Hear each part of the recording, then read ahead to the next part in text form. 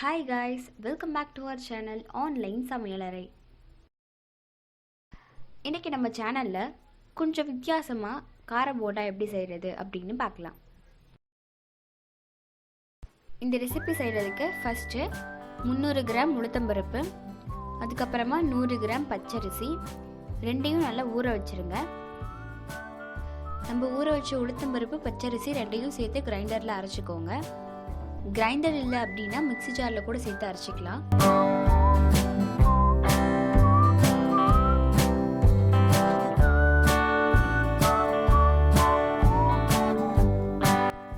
So நீங்கள் இந்த அளவுக்கு மாவு கொஞ்சம் கெட்டியாக இருக்கும் போதே எடுத்துக்கோங்க.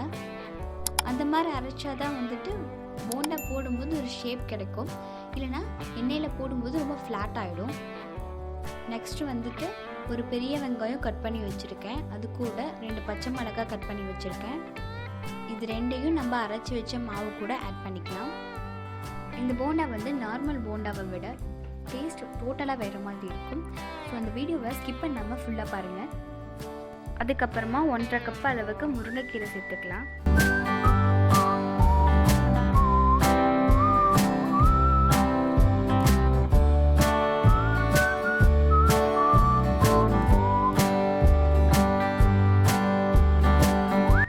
ஒரு பிஞ்ச் சோடா உப்பு, 1 டேபிள் ஸ்பூன் மிளகாய் தூள், 1 டேபிள் ஸ்பூன் சால்ட் சேர்த்துக்கலாம்.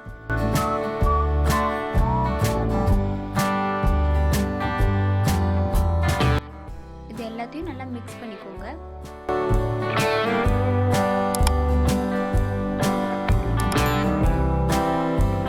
அவ்வளோதான் காய்ஸ், ரெடி ஆயிடுச்சு.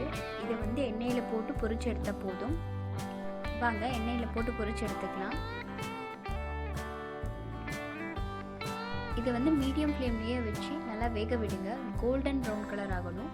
அப்போ தான் இது நல்லா வெந்து டேஸ்ட் அவ்வளோ சூப்பராக இருக்கும்.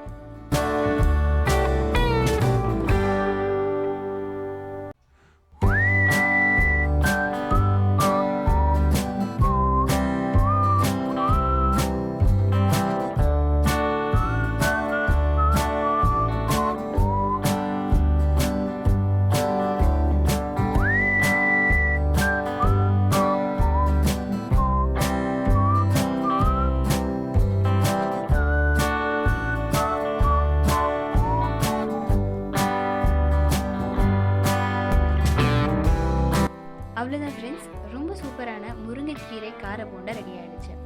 உங்கள் வீட்டில் நீங்கள் கண்டிப்பாக ட்ரை பண்ணி பாருங்கள். முக்கியமாக கிட்ஸுக்கு இது ரொம்ப பிடிக்கும். தேங்க்ஸ் ஃபார் வாட்சிங். இந்த சேனலோட வீடியோஸை நீங்கள் தொடர்ந்து பார்க்கணுன்னா உடனே இந்த சேனலை சப்ஸ்கிரைப் பண்ணி பெல் ஐக்கானை கிளிக் பண்ணி ஆனை செலக்ட் பண்ணிக்கோங்க. அப்போ தான் நாங்கள் அப்லோட் பண்ணுற ஒவ்வொரு புது வீடியோவும் நோட்டிஃபிகேஷனாக உங்கள் மொபைலுக்கு வந்து சேரும்.